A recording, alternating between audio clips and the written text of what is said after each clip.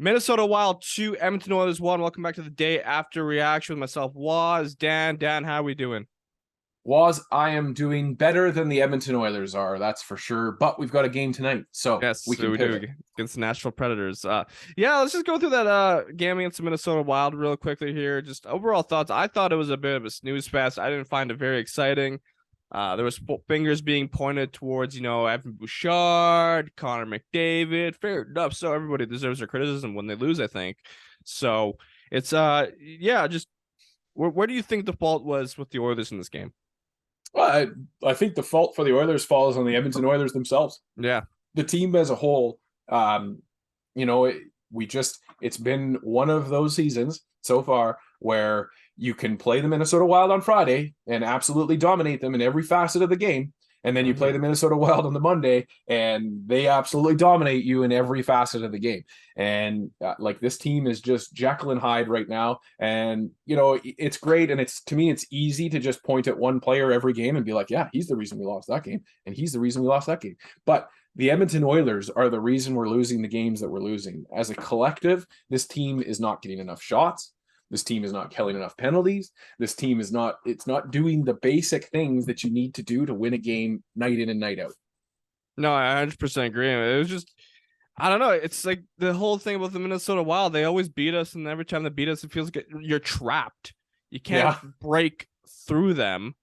Yeah, it's that I think that there's a little bit of a mentality and a little bit of a residual leave over effect from the Jacques Lemaire days of Minnesota Wild hockey, where their entire MO was hold on until they can get one lucky goal, and then it's just shut it down and shut them out. And so, you know, I mean, I think that you watched the Oilers last night and they were getting their shot opportunities, but they weren't getting them at the net, or the Minnesota Wild were collapsing around the puck and stopping that puck from getting through. So yeah, I mean, I just find that this team, the Edmonton Oilers, that is, they tend to get lulled into these like mentality games where, like, yeah, like you said, everybody thinks the Minnesota Wild is going to be a shitty, slow shooting game, but it wasn't on Friday. But the Oilers sure as heck played into their hand on Monday night. No, yeah, and also I'm just reading here off the Oilers Nation website. The day after, you go check it out on OilersNation.com. Cam Lewis wrote there was whole lot of Minnesota. That was a whole lot of Minnesota Wild in a short period of time. And I think everyone around here will breathe a sigh of relief knowing the Oilers won't face them again. Thankfully, I do not like playing the Minnesota Wild. They're kind of in that same realm as the St. Louis Blues. You don't want to play them. It's just, I don't know.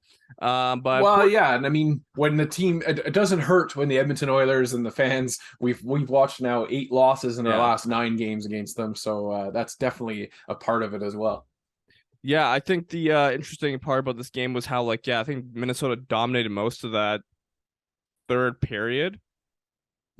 Yeah, so I just found it interesting. So Stuart Skinner also put up 28 of 30 shots saved.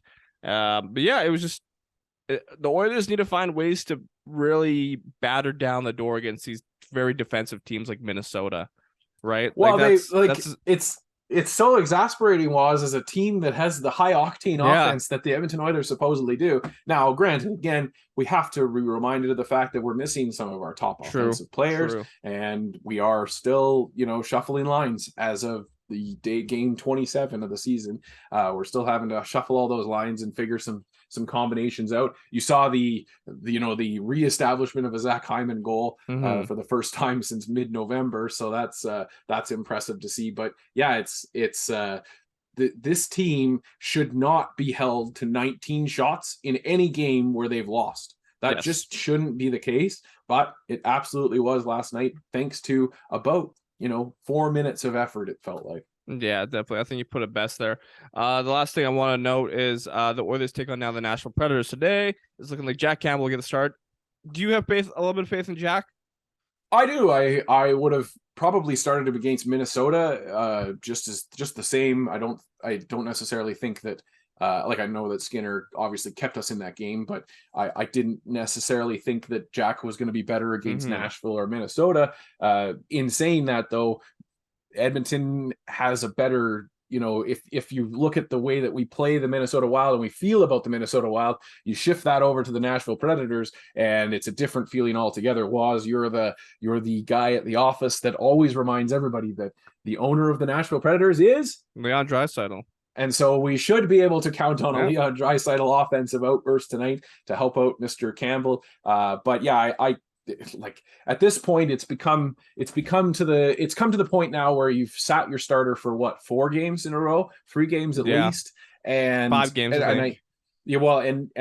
And he didn't have a great outing the last time after some rest. So tonight will be intriguing to see how that rest and that work with head coach or goalie coach Dustin Schwartz has helped him throughout.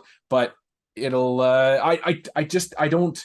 I think that he just needs time, and I think he just needs some more reps. So I don't necessarily believe that tonight is a do or die for Jack Campbell, but I think that there is a lot of fans in this fan base that do feel that way. Yeah, 100%. I guess we'll wrap things up there. Hopefully the Oilers can secure a win over Nashville. Hopefully some confidence for Jack Campbell. Thank you for tuning into the Day After Reaction with myself, friend Dan. It's an early morning, so it's all good, Waz. It's all good. I'm Dan. You're Waz. Yes. Head to OilersNation.com, like, comment, and subscribe. We'll see you next time.